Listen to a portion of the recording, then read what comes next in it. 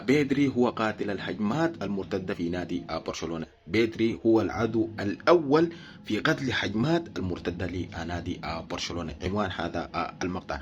طبعا يعني نتكلم عن سلبيات بيدري غير الإيجابيات. طبعا أي لاعب كرة قدم عنده سلبيات وعنده ايجابيات. خلينا اتكلمنا عن ايجابيات بيدري كثير في مقاطع كثيره، لكن اليوم ده نجي نتكلم عن سلبيات بيدري.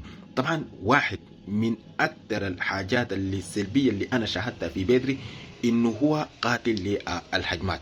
يعني يلف ويدور، يعني لا يقلى اللاعب ده سبحان الله اقسم بالله اليق من الويكه. بيدري ممكن يكون المرمى فاضي، كل فريق الخصم يكون في مناطق دفاعات برشلونه، يشيل الكره يجي في خط ال 18، اول ما يلقى ما في اي مدافع قدامه طوال يقف. لا وين المدافعين؟ كده حرام اجيب هدف. ليه؟ لانه انا ما راوغت واحد ولا اثنين ولا لفيت ولا دورت. يعمل ريتيرن، يرجع لخط الوسط لغايه ما الفريق الخصم يجي شنو يتمركز ويقفل الدفاع، يراوغ واحد اثنين يلف ويدور، بعد ذاك يعطيك الكوره. اصله بيدري ما تتوقع منه يديك كوره كده في هجمه مرتده. لا ده حرام عنده، حرام. مستحيل بيدري يديك وانت شنو منفرد، مستحيل.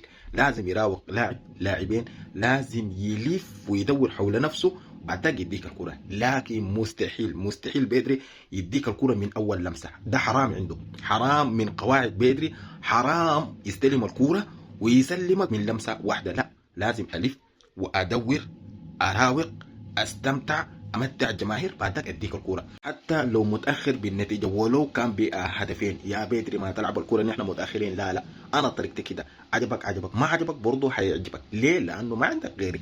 والله هو فعلا كلامه صح. يعني نحن مضطرين نصبر بيه اللف والدور ده، لانه بديله اسوأ منه واحسن يلف ويدور، لكن بديله لا يعرف يلف ولا يدور ولا يراوغ. فانت شنو تشغلنا على كيفك، انا الف وادور واقتل الهجمات وكده. بيدا كده تصبر عليه وصابرين عليك. صراحه كده دي من سلبيات بيدري. لكن لو فكر يوم من الايام بس بيدري يلعب الكوره من اول لمسه كده بدون ما يراوغ بدون ما يلف ويدور، والله الحاجه دي بتتغير تغيير بالذات في الثلث الاخير من الملعب. فدي طبعا من سلبيات بيدري. شفت لايوق زي المطاط، قدر ما تمت يتمطى معك، يعني ما يتقطع. لكن لو فكرت تلعب الكرة من لمسة واحدة، طبعا ما في كل الكرة، في كرات عندك حق تتحكم، تستحوذ، تبرد الريتم كده. لكن في كرات يا اخي ما تمسك في رجلك كتير، الطوالي يجيك المحطة التالية، فده حيفرق كتير بالذات في الهجمات المرتدة.